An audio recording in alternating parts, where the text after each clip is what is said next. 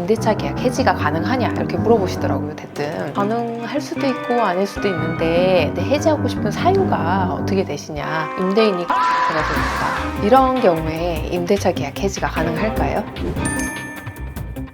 안녕하세요. 김메이의 법세권의 저는 메이 김희연 변호사입니다. 오늘 다뤄볼 주제는 임대인과 임차인 양쪽에서 문의가 아주 많은 내용인데요. 임대차 계약을 해지하고 싶은데 어떻게 할 수 있냐 이겁니다. 임대인과 임차인 양쪽에서 해지 가능한 사유가 각자 다르겠죠? 제가 둘 다 알려드리도록 하겠습니다. 이거는 끝까지 보셔야 돼요. 왜냐하면 내가 해지를 할 수도 있고 당할 수도 있으니까. 그죠? 최근에 서울 관악구 사시는 고객분이 연락을 주신 적이 있었거든요. 빌라 새 들어 살고 계신데 임대차 계약 해지가 가능하냐 이렇게 물어보시더라고요. 대뜸. 그래서 제가 가능할 수도 있고 아닐 수도 있는데 해지하고 싶은 사유가 어떻게 되시냐 이렇게 여쭤보니까 임대인이 깜빵해가지고 그러시더라고요.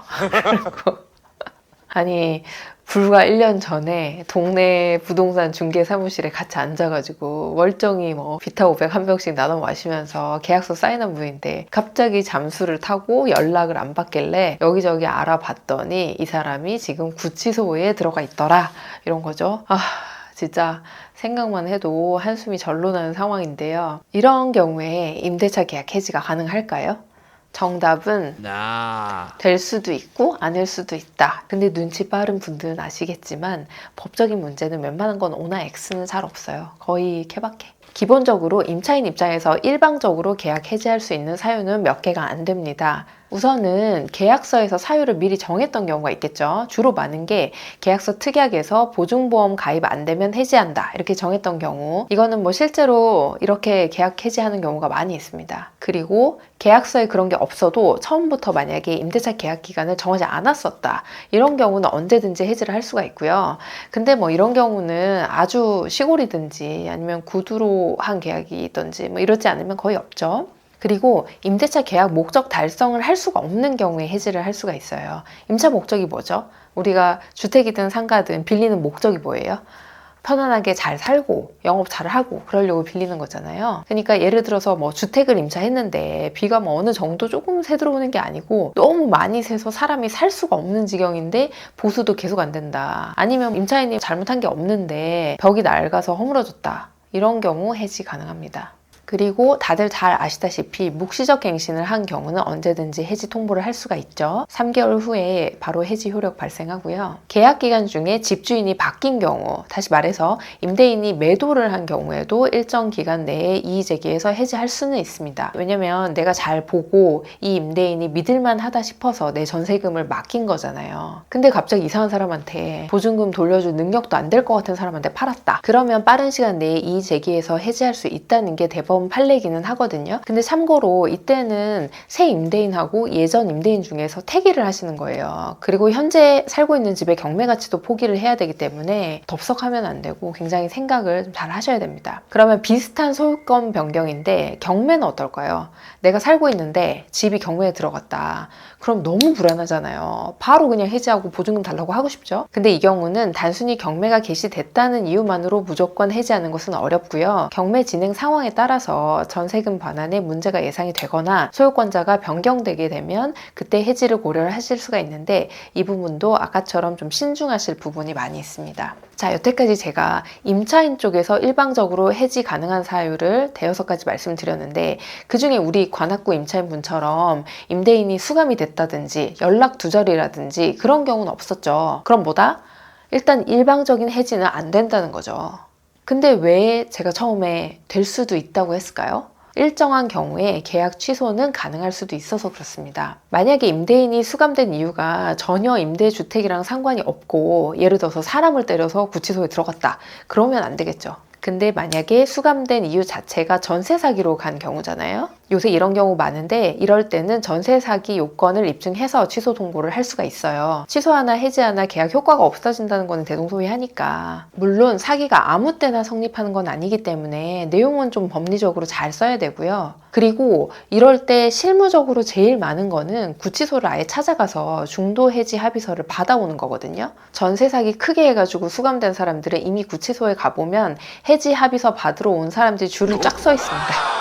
구치소에서도 그 사람의 이름만 대면 바로 알 정도고, 물론 걔 중에 합의서를 써주는 사람도 있고 안 써주는 사람도 있고 그렇기는 해요. 안 써주면 뭐 취소하든지 소송하든지 다른 방법을 찾아야 되죠. 요거는 임대인이 파산한 경우에도 비슷한 방식으로 한다고 생각하시면 되고요. 그래서 결론은 임대인이 수감되거나 연락이 두절됐다 이런 경우에 그것만으로 일방적으로 해지하는 것은 쉽지가 않은데 취소가 가능한 경우가 있고 합의 해지도 가능할 수 있다 이거죠. 참고로 그 관악구 고객님은 저희가 중도 해지 합의서 받아들여가지고 잘 처리가 됐습니다.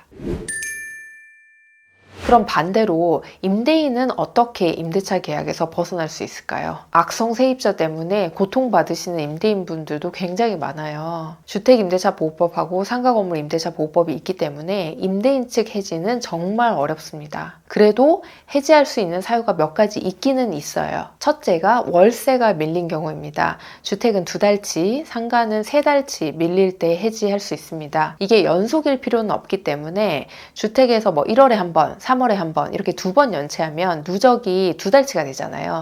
그러면 해지 통고할 수 있습니다. 만약에 제주도처럼 연세로 내는 곳이다. 그러면 별다른 특약이 없는 이상에는 2년치가 연체가 돼야 되겠죠. 두 번째는 임대인 동의 없이 다른 사람한테 전대한 경우입니다. 전대가 뭐죠? 내가 임차인인데 내가 빌려서 다른 사람한테 다시 빌려줬다 이거죠. 전체를 전대하는 경우도 있겠지만 요새 저희가 샵인샵이라고 해서 일부 공간만 전대해주고 부수입 몰리는 경우가 있어요. 예를 들어서 미용실 안에 한쪽을 네일샵 전대해줬던 경우 있었는데 이런 건 조심하셔야 되고요. 그리고 대학생이 살고 있었는데 방학 때 집이 비니까 그냥 놀리기는 월세가 좀 아깝잖아요. 그러니까 그때 다른 사람들 빌려줬다 이런 경우도 있었고, 근데 이런 게 다 불법 전대차가 되는 거죠. 세 번째는 목적물을 심각하게 훼손하거나 불법 개조한 경우 중도 계약 해지가 가능합니다. 제가 본 경우로는 집에 딸린 빌트인 제품 있잖아요. 이제 그거랑 문짝 같은 거를 굉장히 심하게 훼손했던 경우 있었고요. 근데 그게 왜 그런지 아세요? 부부싸움 하다가 서로 물건을 막 던져가지고 청소기를 던졌다나 그래가지고 막 문짝이 다 깨지고 이런 경우가 있었고요. 그리고 단독주택을 임차해서 사시던 분인데 그 창고 부분 있잖아요. 그거를 개축해서 갑자기 핫도그 팔고 그렇게 하다가 임대인이 알게 돼서 계약 해지 당했던 사례도 있었습니다.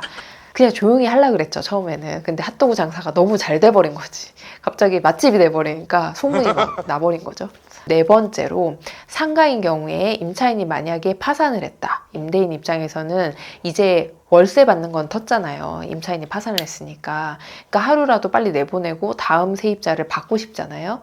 이런 경우에는 임대인이 계약 해지 통고를 할 수가 있고 그때부터 한 달이 지나면 임대차 종료의 효력이 발생합니다. 그러면 그때까지 밀린 월세와 원상 복구 비용 이런 걸 빼고 남은 보증금을 임차인 측의 파산 관제인한테 주면 되겠죠. 오늘은 임차인과 임대인 양쪽에서 임대차 계약을 해지할 수 있는 사유를 살펴봤습니다. 질문을 여기로 댓글이나 이메일로 보내주시면 답변 드리겠습니다. 감사합니다. 질문을 여기로? 여기 아닌가? 여기로? 교도소 간 사람 수용자 번호하고 어디 구치소인지 알면 접견 신청을 할 수가 있어요. 접견 신청이 면회? 기본적으로는 이제 접견을 해서 그 사인을 받아야 될 거 아니에요. 근데 만약에 엄청 대형 사건이고 임대인이 바지였잖아. 그러면 그 사람이 해지하든지 말든지 뭐 관심도 없거든? 그런 경우는 서류만 넣어도 임대인이 도장 그냥 찍어주는 경우도 있고. 근데 설득이 쉽지 않은 경우가 많죠. 안 찍어주는 경우가 많지. 일반 분들은 구치소 가는 절차도 좀 낯설고 하니까. 무서울 것 같은데. 그러니까 변호사가 있는 거지.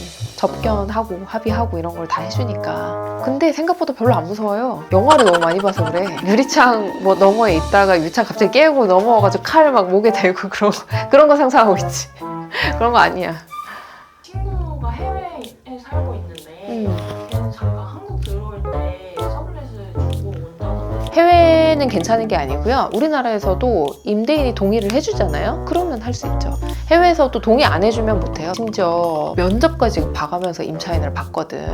내가 임대해줬던 우리 집에 사시던 분이 영국에 유학을 간 적이 있었어요. 나한테 연락이 왔어. 그 전에 살던 집 임대인이랑 인터뷰를 해야 된대. 그 정도로 빡센 거야. 그러니까 임차인 자체를 그냥 아무나 넣어주는 게 아니에요. 서류 내야 되는 것도 많고 마침 나는 영어로 답변도 해줄 수 있고 이래가지고 돼가지고 그분은 잘 진행이 됐는데 예를 들어서 뭐 인터뷰를 해야 된다는데 그 전 임대인이 영어를 하나도 못하시는 분이면 그 친구는 얼마나 난감했었겠냐고. 외국은 우리나라보다 훨씬 더 까다롭게 임차인을 막 고르거든요. 서블렛을 마음대로 다른 사람한테 해줘도 된다 이게 아니고 동의를 해줘야 할 수 있어요. 구독, 좋아요, 댓글, 알림 설정